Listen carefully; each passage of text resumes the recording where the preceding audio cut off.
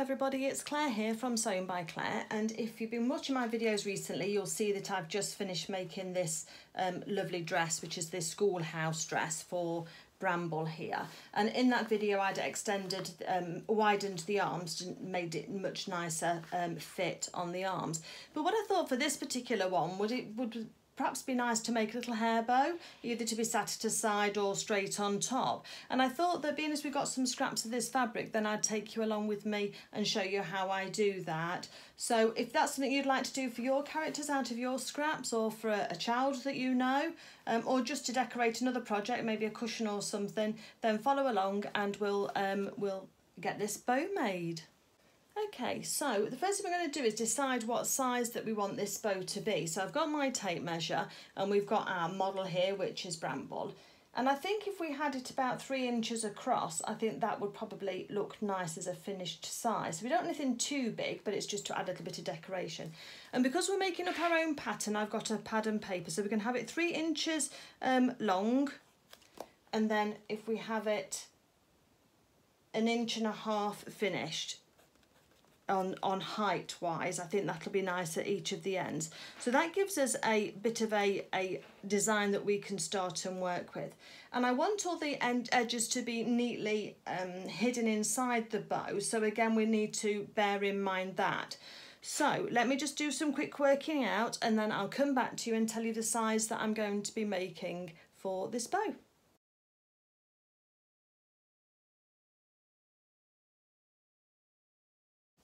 Okay, so I've decided that what I'm going to do is, because obviously we need to add some details in, is that the piece of fabric is going to be 3.5 tall by 3.5 wide. So that's a square, 3.5 by 3.5. And we'll see how that works out at the time when we actually do it. So I've got my rotary cutter here and my quilting ruler.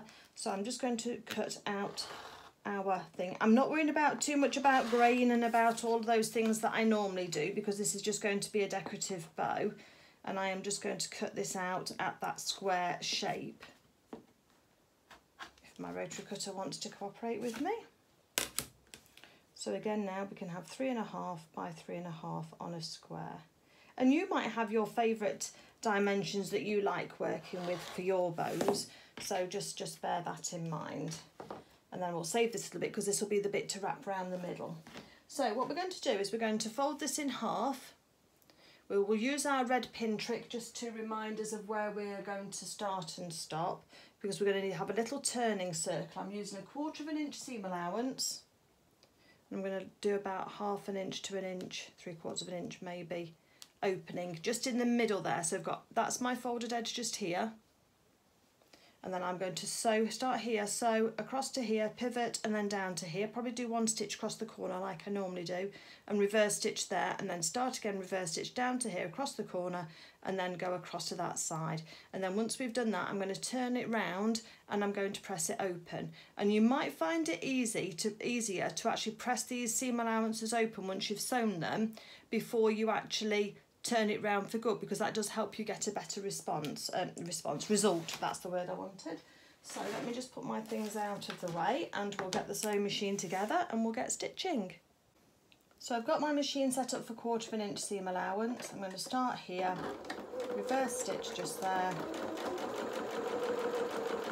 down to here, this corner, needling my work. I'm going to pivot across, so by leaving my needle in the work and pivot across for a couple of stitches just there, and then I'm going to move across then to come to this side, just at 1/4 inch. Don't sew over your pins, and take them out when you get there, and then needle out and then rejoin your thread. Don't need to cut it. Take that pin out when we get there, and then let's just reverse here and then off to the corner again. Needle in our work, 1 stitch across the corner and then back up the side again. I have found that 1 stitch across the corner does help to get you a nice neat edge. Okay, let's cut our threads. Don't do them too short because we don't want them to pop open, and then just cut through your threads just like this and take off where we just bridged across. And then I'm going to take off around the corner and across at the edges there, just to reduce the bulk in the corner and make it just turn out nicely. And then I'm going to take this to the iron, and then I'm just going to iron these seams open, just because that will just help it when we turn it round. So let me just get my iron.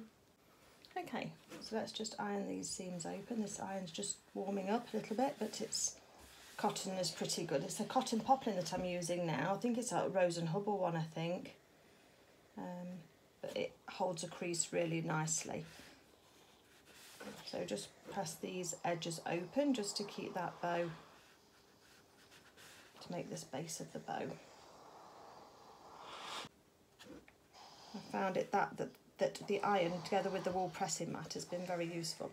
Okay, so there's our seam allowances pinned open, ironed open, and then if we just pull the sides apart and then just push an edge through, we can then turn this round so that the right sides are out. So sorry, my apologies, I sewed it with the right sides together when I sewed it, the little bow shape. Forgetting myself. Okay, so just use your fingers just to wiggle that out the right way. And then I've got a seam gauge here which has got some nice rounded corners on it, which we'll use just to go in there, and that will just pull out the corners for us. And as I say, it does help with having just pressed those seam allowances open. It does just give you a bit of a easier ride. And then push those open, these seam corners open.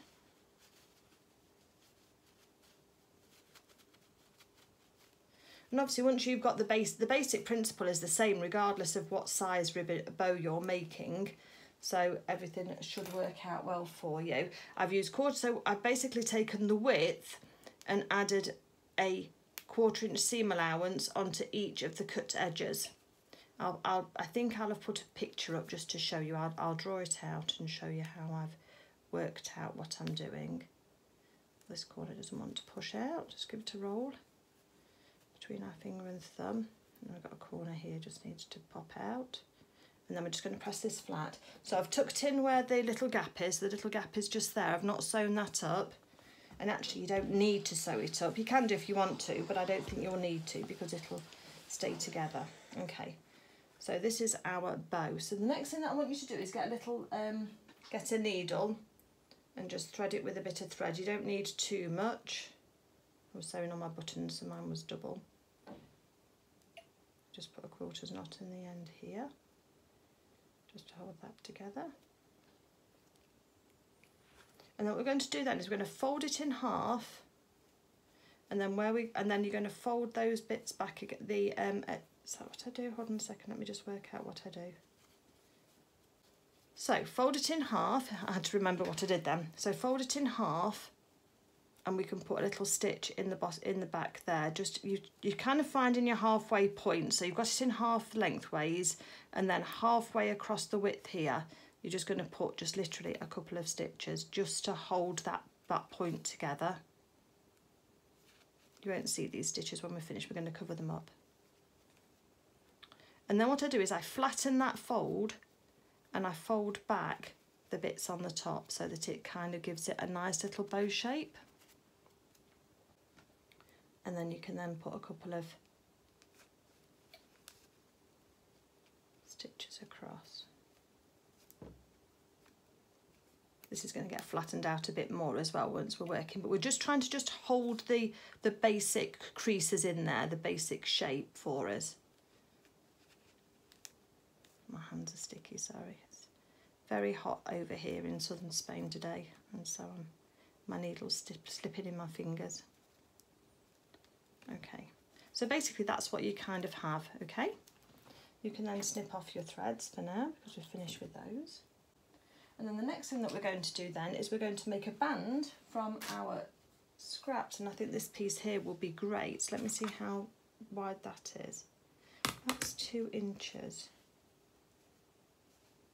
Yeah, let's put that off at 2 inches.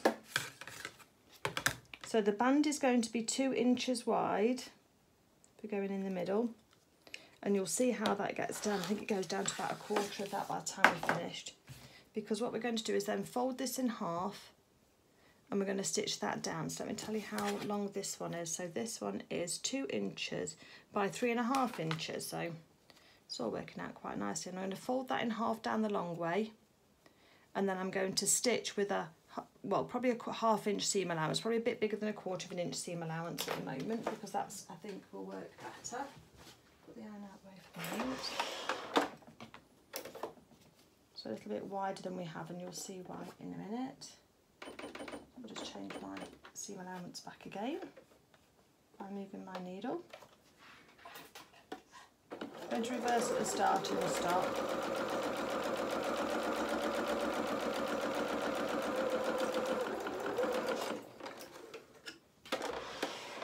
And take off the threads at the end, on either end. And then we're then very carefully, we'll iron this first and just open that seam allowance, but instead of ironing it so that the seam allowance is just flat, we're going to actually open it up, and then we're going to squish open the bit that we've sewn so that that goes back onto it. So can you see on the end there? So I'm sort of squishing the tube that we've made, and that kind of meets the end of the seam allowance, and then we can then give that a quick press and give it a blow. And then we're going to need to turn this round. So if you took a bit in to get it started on the edge, you might have a turning tool, and that would be a good time to use it. You might have a knitting needle that you can use to turn this round, but if not, you can very carefully use a pin to just dig into the fabric in the centre of the tube, and then just gently pull it on it, and that pulls it out. When you get it to a certain point, it's then much quicker and easier. So this is going to be the band that's going to go around the centre of the bow.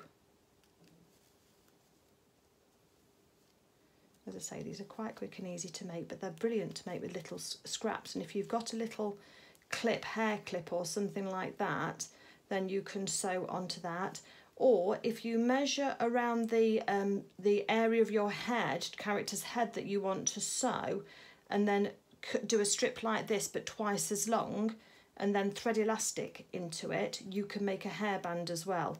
You've just got to be careful that the hairband isn't going to be a risk for a child if you're gifting the character to a child. So again, I've just pressed that, and then that's going to go around the centre where we've already covered. So I'm going to need to take this down. Let's just bring Bramble in and just see if that's going to be a nice kind of, and I did just want it just to be a little nod to a hair bow really, so it's just going to go on top there. So I'm happy with that size. If you want to go bigger, then go bigger, but just remember you need to increase the width of your bow as well as the length, if otherwise you'll end up with something too skinny. So now a little bit of fiddling. So I'm going to cut mine off just here.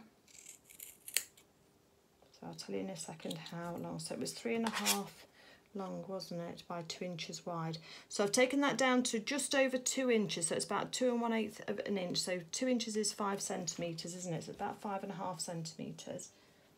And then what I'm going to do with one side is just use a pin and just fold in one side so that we can have a neatened edge. You might have a different way of doing this, but this way works for me most of the time. So when you're measuring around the bow, you need to just make sure that you've got enough room once you've sewn this shut to then make a nice neat edge on your bow. So let's just press that now, just to hold that still. So I'm just going to slip stitch that little hole closed, but I've tucked in all of the raw edges, so that will give us a nice neat finish. So where's my needle gone? And then I'm going to tuck the edge, tuck my starting thread inside the middle and tuck my edge down, my knot down, and then I can just start and do just a few little stitches across the top here just to hide that and just to close that up. You could wait until the end and tuck your raw edge of your other side in, but I tend to just tuck that under when I'm making my bows.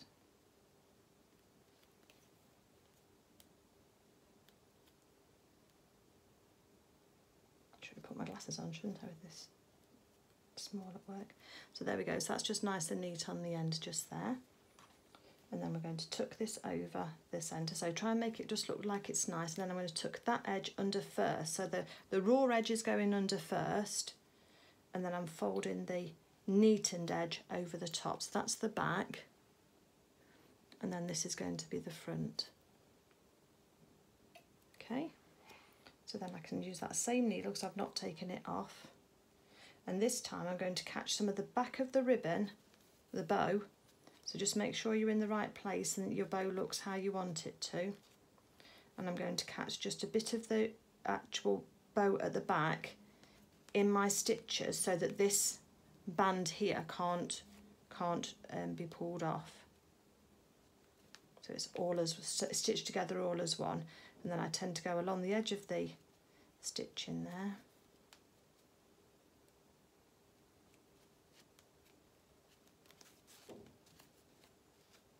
On the back here. Oops, thread separated.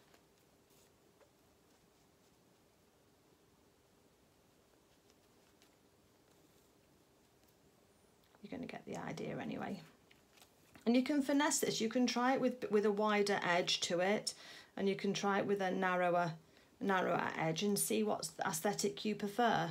When I get to the end, I just put a few stitches over the edge here, just to hold those stitches together, and then I catch a bit of the back of the bow in and do a few more stitches just so that that's not going to pull off the end of the bow.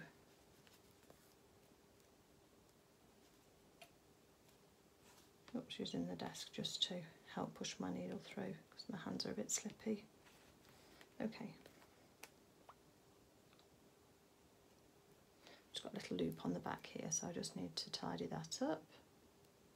Just push my needle through and just get them straight, and then you can separate off the two strands, and that just tidies that up. Okay, so there we go, and look how we've got it. We've got a flower right in the middle of the bow. That was purely coincidental. So now what I can do is, if we get Bramble or your character, I am just going to sew that in place onto her head because I want that to stay there permanently.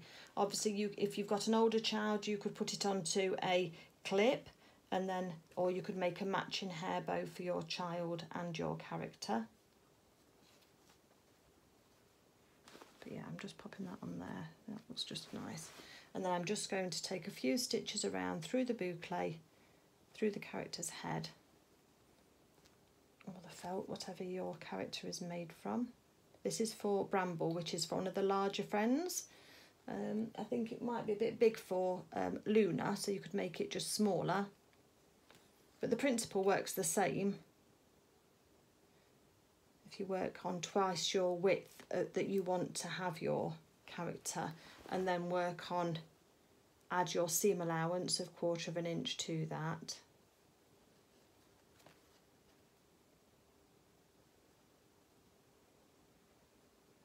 And that will give you the correct width, and then the same on the length. Once you've worked out your length, you then add 1/4 of an inch onto the end of the length. I'll get a thimble because, say, my hands are slipping.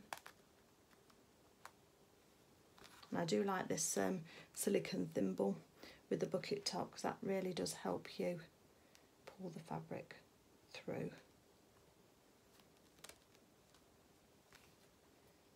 So I'm using thread coordinating to the ribbon, but you could use thread coordinating to the fur of your character. That also would work, depending on what you've got in your stash.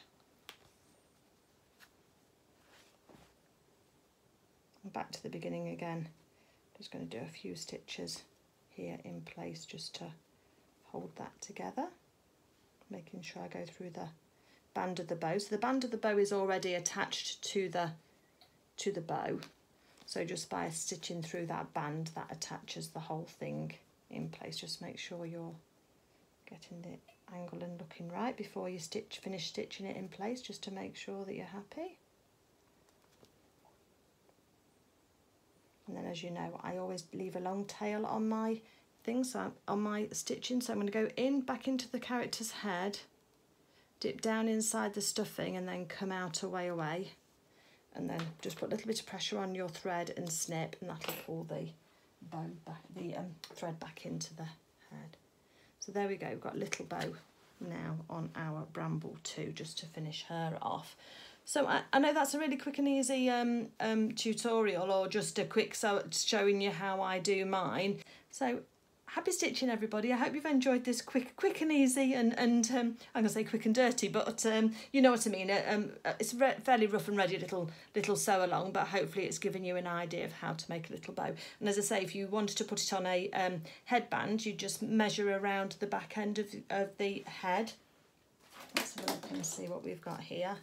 So around where you want that to be attached, probably in front of the ears will probably be good. And then I would then probably do it similar to width to the band, but I'd sew it as a tube and then turn it round, but put elastic through it so that then you can stretch it.